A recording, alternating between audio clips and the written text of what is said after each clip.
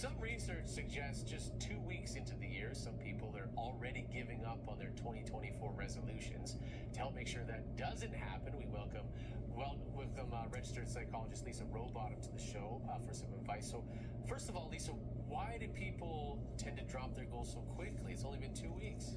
Well, I think it's because we don't actually realize how complicated our chosen behaviors that we do during the day actually are. We just assume, we should just be able to choose this thing and our willpower is going to make it happen. And the reality is it's so much harder than just willpower. Willpower will only carry us so far. Right.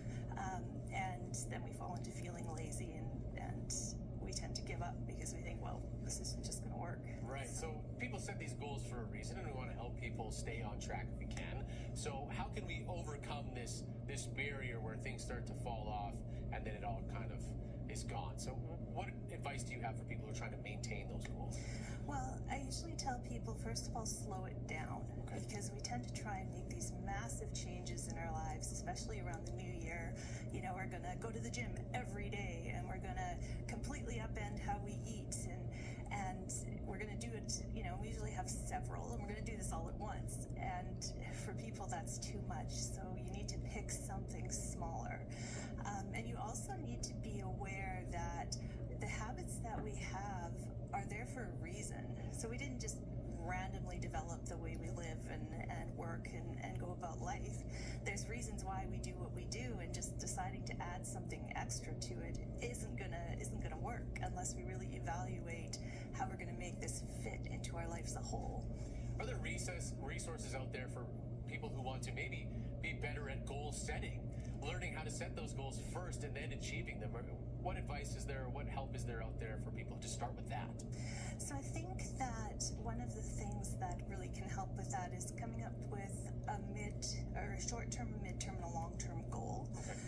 So come up with where you really want to be, but then slow down and think, okay, what are my steps to get there?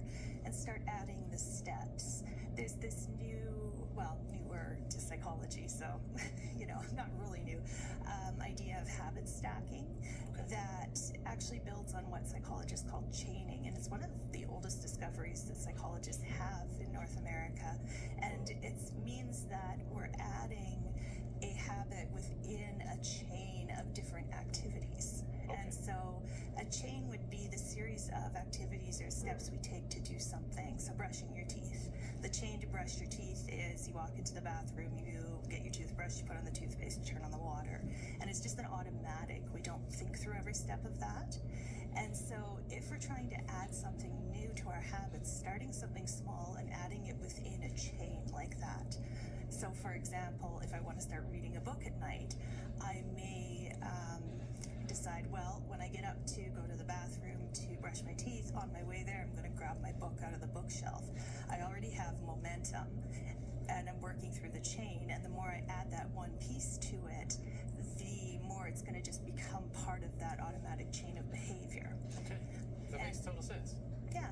And that will get us there, and it's being kind to yourself, setting yourself up for success. Yes, absolutely. Recognizing that there's a lot of neurology actually involved in changing habits and behavior and neuroplasticity. And so when we look at someone who's trying to do it on willpower alone, and then we react to ourselves like, oh, we're just lazy, or we just, we're not good enough, or whatever. Yeah. Well, no, it's actually how we're going about it, and it's the fact that the neurons in our brain have to change when we change a habit, and that takes time. It certainly takes time. Give yourself some credit for that. Lisa, thanks so much for coming in. You're welcome. Now, after the break, why do we say face the music?